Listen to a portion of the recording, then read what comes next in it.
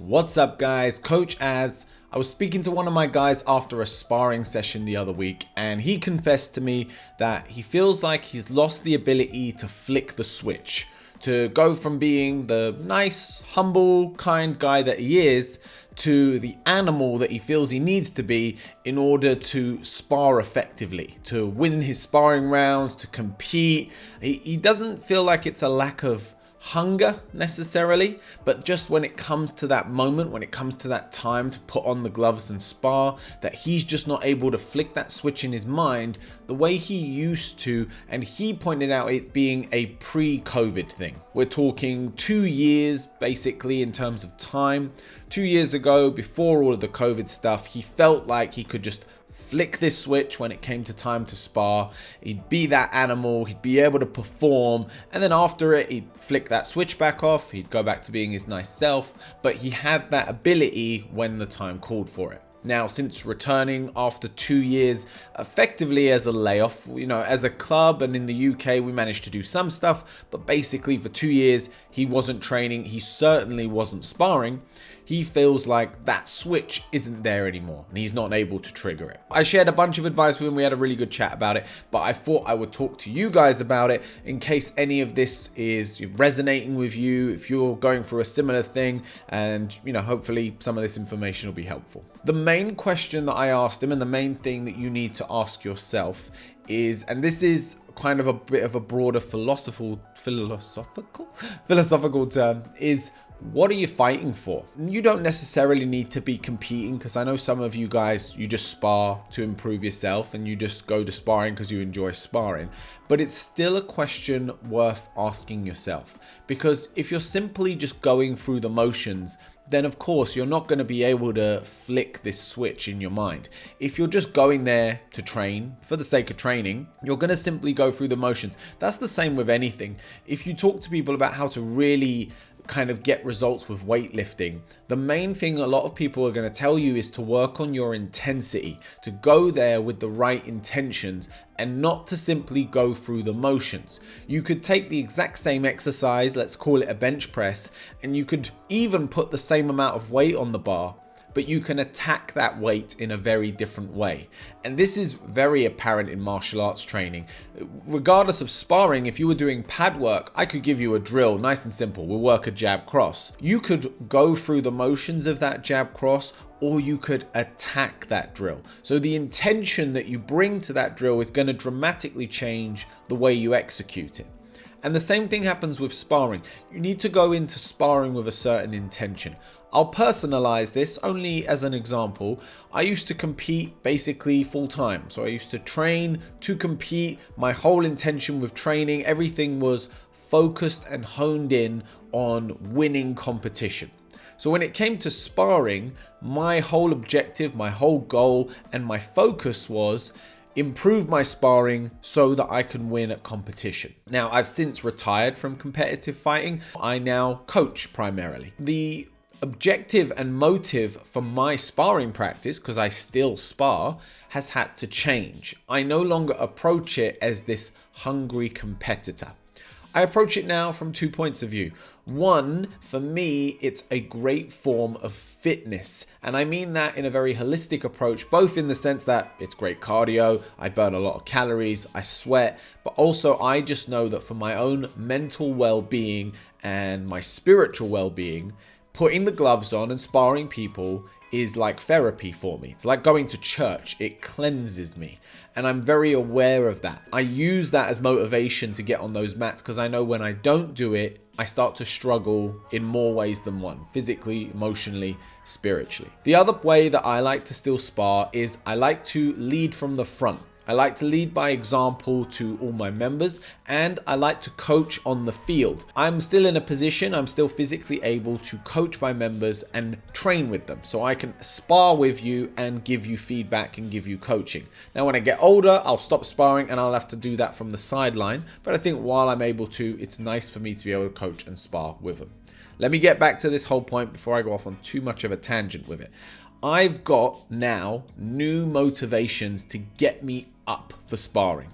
Now, it's not quite the same, obviously, as going in to compete, but it does allow me to flick a switch in my mind to put me in the right frame of mind for sparring. Because not only do I want to make sure that I'm getting the workout in and giving myself all the benefits of sparring, and that only comes when I truly lock myself in, but also if I want to help my members, if I want people to improve and develop their sparring, I need to make sure that I'm locked in so that I can give them the best possible sparring experience. So ask yourself, why are you sparring? What are you fighting for? And if it's for competition, then that's a really easy answer and you shouldn't have any issue flicking that switch and getting motivated. And if it's not, and this is what I predicted with this guy, because after a 2-year layoff, he came back, and I don't know his intentions in terms of competing again. He's certainly not in a state to compete currently. So if you're aware of that you're not going to be competing anytime soon, then maybe that's the reason that you're struggling to flick that switch. All right, so that's all well and good, but let's say that you are competing or you do know your reason for sparring, but when it comes to the rounds, you just don't feel like you can do it. There's 2 other possibilities. I'm going to get the more obvious one out of the way, and then I'll cover the one that's a little bit deeper. One is you might be a bit older. The guy I'm talking about, he's coming into his mid-30s now. He put on a bit of weight through lockdown. And I think with that, it kind of marked the end of that competitive stage of his life. But the other thing it does, and this is just something you'll notice as you get older in this sport, you do soften a little bit. When I was in my 20s, we would spar hard as a club. We were a hard sparring club when I was young.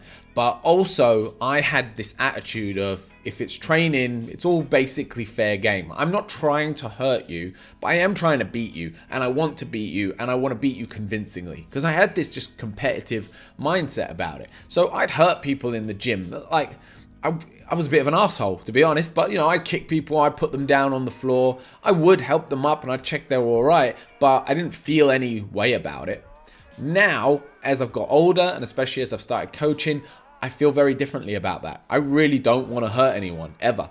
I don't want to knock you out. I don't want to floor you with a kick. I've still got the physical ability to do so, but I don't have that mental edge that makes me want to do it anymore. Now, that's something that's perfectly normal as you age. So if you found that you're a little bit older and you're just changing your viewpoint about it, I wouldn't fight too hard to resist against that, to try to go back to being that young, angry warrior. You're getting older, you're maturing, and you're changing, and that's a natural process. So don't fight against it and end up having a weird martial art midlife crisis where you try to act like you're 20-something, because the result in that more often than not is just going to be injury, whether that be for yourself or for a training partner, or you're simply going to upset someone because they're going to misinterpret your intentions. The last reason and the last thing I'll bring up is that you're probably telling yourself the wrong stories. Cognitive behavioral therapy is the idea of replacing the stories that we have in our head to change the way that we view and act within our surroundings, within our world. And for example, if you take some losses, or you get knocked out, or you have a couple of bad sessions in a row, it's very easy, it's almost the default setting, to start telling yourself a lot of negative stories about yourself. I'm not good enough, I'm not capable, sparring's not for me. And it's really easy and very quick to ingrain these things into your mind. And what happens is they become who you are. You become someone who is not good at sparring, who's not made for it, who can't win, because those are the stories you tell yourself. We need to be really careful as martial artists to protect our mental space. It's really important to hang around with people who have a positive outlook, both towards the sport, but towards you and how you compete. Now, this doesn't mean that you want to be surrounded by a bunch of people who tell you you're awesome when you're not, but it does mean that you want to be surrounded by people who are going to encourage you to keep trying and to keep pushing forward, and to not allow you to spiral into a negative mindset.